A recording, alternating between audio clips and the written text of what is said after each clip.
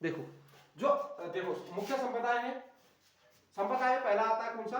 अद्वैतवाद। अद्वैतवाद के प्रवक्ता कौन है? आदि गुरु शंकराचार्य। शंकराचार्य जी का जो जन्म हुआ था 508 ईस्वी पूर्व या 509 ईस्वी पूर्व, और इनको क्या बोला जाता है? प्रसन्न बौद्ध बोला जाता है। और इनके गुरु कौन थे? और इनके गुरु एक कौन भी थे?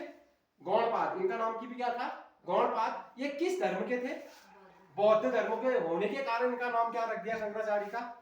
प्रसन्न बौद्ध। इनके गुरु बौद्ध धर्म के थे जो गौड़पाद थे, इसलिए इनको भी क्या बोला जाता है? प्रसन्न बौद्ध बोला जाता है। और जो अद्वैत का अर्थ होता है, अद्वैत का अर्थ होता है ब्रह्म और जीव होता है। और यहां पर द्वैत का अभाव अर्थात ब्रह्म और जीव में कोई तात्विक भेद नहीं। देखो यहां पर अद्वैत का अर्थ क्या है? ब्रह्म और जीव में द्वैत का अभाव। द्वैत का मतलब क्या होता है? द्वंद्व का अभाव। मतलब ये कहना चाहते थे जो अद्वैतवादी थे, वो कहते थे कि जीव और ब्रह्म क्या है? एक है। मतलब इनका मानने का अद्वैत का मतलब, अद्वैत द्वैत का मतलब इनका कोई अंतर ना होना। अद्वैत का मतलब कोई अंतर, और अद्वैत का मतलब दो चीजें। अद्वैत का मतलब दो चीजें है ही नहीं, एक ही चीजें है वो। अद्वैतवादी जो थे ये मानते थे कि जो ब्रह्म और क्या है? जीव है। एक ही क्या है? एक ही है, इनमें कोई अंतर नहीं है। मतलब क्या है? एक ही है। जीव और ब्रह्म और जीव में कोई क्या नहीं है? तात्विक भेद नहीं है। तात्विक भेद में तत्व का कोई भेद नहीं है। जीव भी वही आत्मा है, आत्मा भी ब्रह्म भी है। ब्रह्म ही जीव है और जीव ही क्या है कहते थे? ब्रह्म है कहते थे। कौन? अद्वैतवादी। समझ गए? ये जीव और ब्रह्म में कोई अंतर नहीं समझते थे। समझ गए? ये चीज है इसमें मुख्य रूप से। जो शंकराचार्य थे, शंकराचार्य ने संसार में भ्रम का मतलब होता है माया। भ्रम का मतलब क्या होता है? माया माना है। इन्होंने संसार को क्या बोला? इन्होंने जो शंकराचार्य जी थे ये संसार को क्या मानते हैं? एक भ्रम मानते हैं। क्या मानते हैं? भ्रम। भ्रम का मतलब माया। भ्रम का मतलब क्या है? माया। ये जो कहते थे कि जो ये संसार है कैसा है? एक भ्रम है ये, बस आपके अंदर जैसे आपको ये भ्रम होता है ना कि कोई है, वैसे ये क्या है? कहता है भ्रम है। और ये क्या है? माया है कहता है। इसको मिटा दो ऊपर।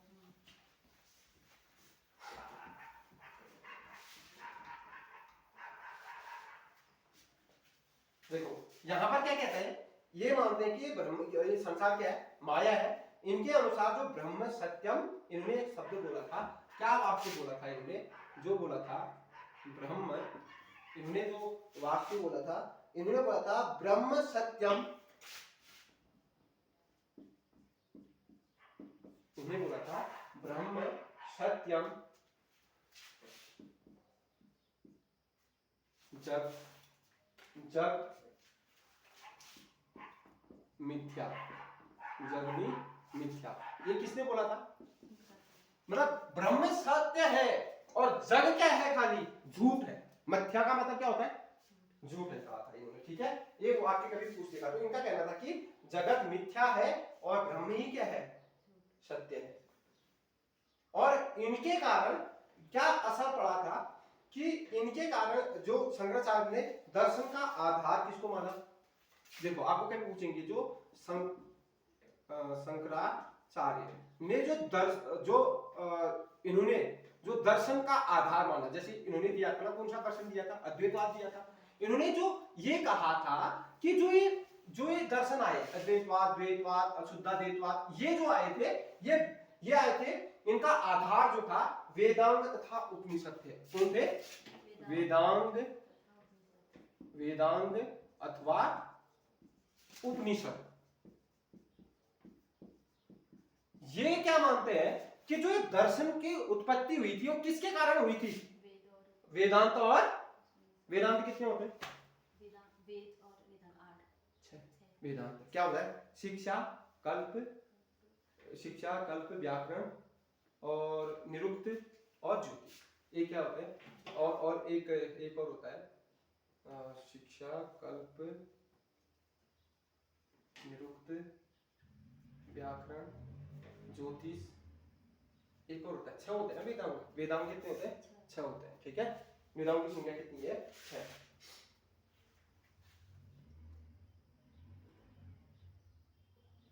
देखो इन्होंने एक संप्रदाय की और रचना की थी, उसका नाम है स्मृति संप्रदाय। देखो शंकराचार्य जी ने स्मृति संप्रदाय, शंकराचार्य जी ने स्मृति संप्रदाय का प्रवर्तन किया,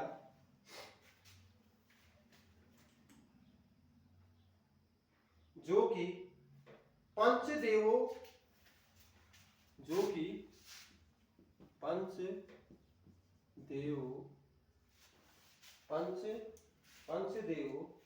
पोषा, पंचदेव पोषा पर आधारित है, पर आधारित है।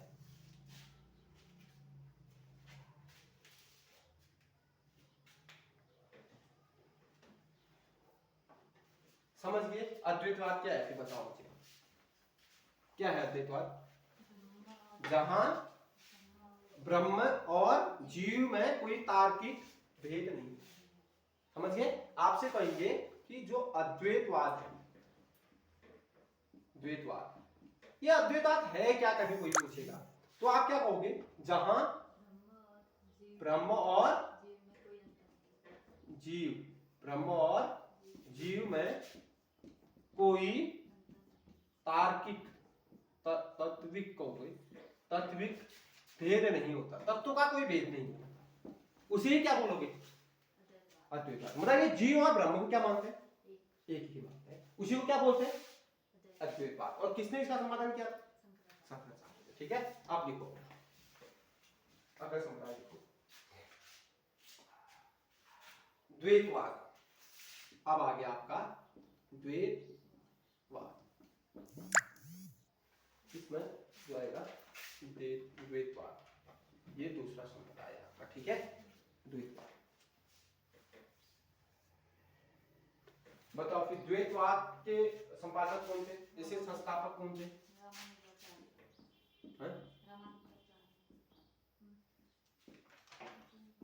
माधवाचार्य। कौन है? माधवाचार्य, माधवाचार्य। हाँ ये विशिष्ट की है। अब मैं इसलिए पढ़ा रहा हूँ क्योंकि अद्वैत आया है तो द्वैत पढ़ेंगे हम। कौन है? माधवाचार्य। इनका जन्म जो हुआ था 1149 में हुआ था। जन्म कब हुआ था? 1149 में। और 1149 में इनका जन्म बलीग्राम दक्षिण भारत में हुआ था।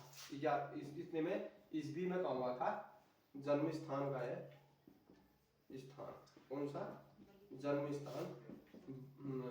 इसका नाम, इनका जो गांव हुआ था बेलीग्राम, सॉरी बेलीग्राम होगा, बेलीग्राम दक्षिण भारत। कहां पर? दक्षिण भारत में इनका क्या हुआ था? जन्म। बेलीग्राम दक्षिण भारत में क्या हुआ था? जन्म हुआ। ठीक है, इनका माधवाचार्य। ठीक है, और इनके द्वैतवाद का जो लक्षण है वो ब्रह्म को प्राप्त करना है, जो इनका मेन लक्ष्य है। इनका लक्ष्य क्या है? द्वैतवाद का जो लक्ष्य है वो लक्ष्य है ब्रह्म को क्या करना? ब्रह्म को प्राप्त करना। इनका मुख्य लक्ष्य क्या है? जो इनका मुख्य लक्ष्य है क्या है? ब्रह्म को प्राप्त करना। इनका क्या है? मुख्य लक्ष्य है कि ब्रह्म को प्राप्त करना। द्वैतवाद का मुख्य लक्षण कभी पूछेंगे तो क्या है? ब्रह्म को प्राप्त करना, ईश्वर को प्राप्त करना, कहने का पता है मोक्ष को प्राप्त करना। ठीक है, और इसमें जीव जो है, जीव इसमें जो है, इसमें जीव जगत और ब्रह्म को परस्पर भिन्न माना गया है। जीव को, जगत को और ब्रह्म को क्या माना है? देखो इसने क्या कहा, जो जीव है, जीव इनसे जैसे हम हैं, हम भी क्या है? जीव। जगत में से संसार और ब्रह्म, इनको क्या माना है? अलग अलग माना है। इसने क्या किया? देखो जीव, जगत और ब्रह्म को क्या मानते हैं ये लोग? अलग मानते हैं। ठीक है, अलग मतलब भिन्न माना गया है इसमें। ठीक है,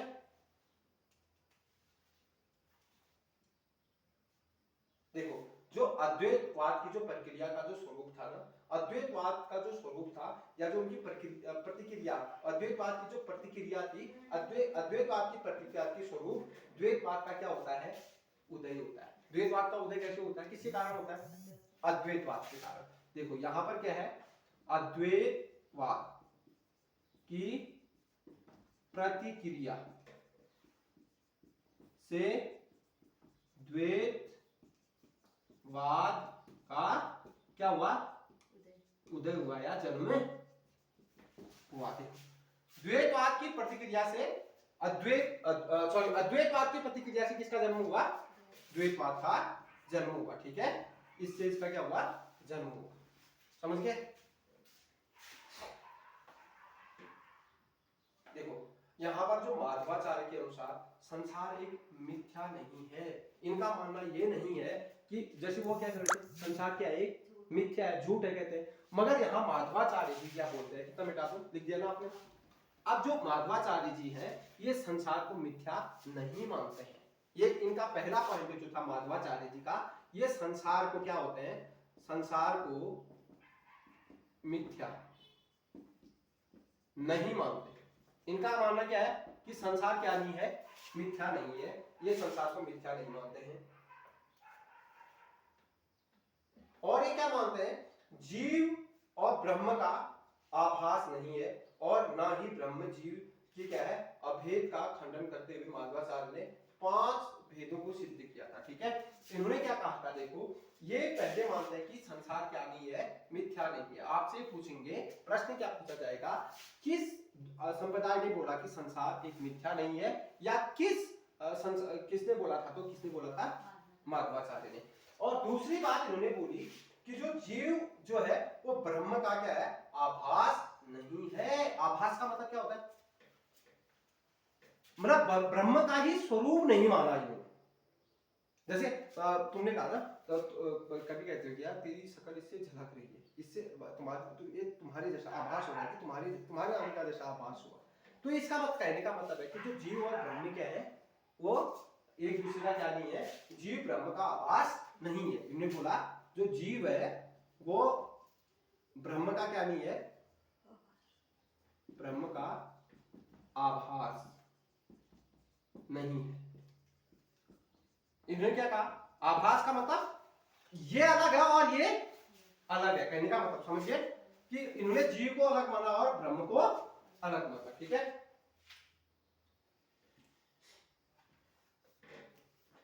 माधवाचार्य ने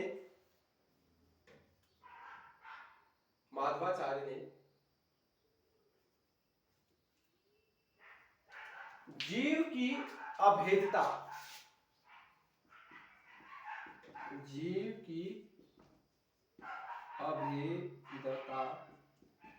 अभेदता का खंडन करते हुए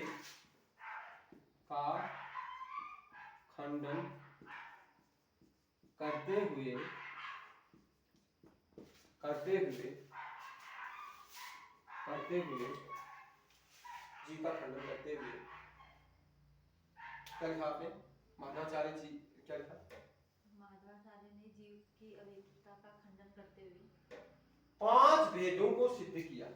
कितने भेदों को सिद्ध किया इन्होंने, 5 भेदों को सिद्ध किया है, ठीक है।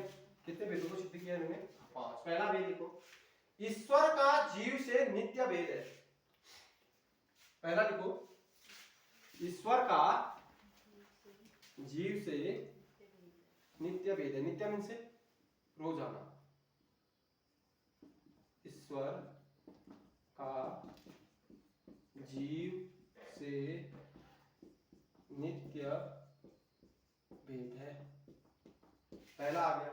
दूसरा लिखो, अगला, ईश्वर का जड़ पदार्थ से नित्य भेद है। ईश्वर का जड़ पदार्थ से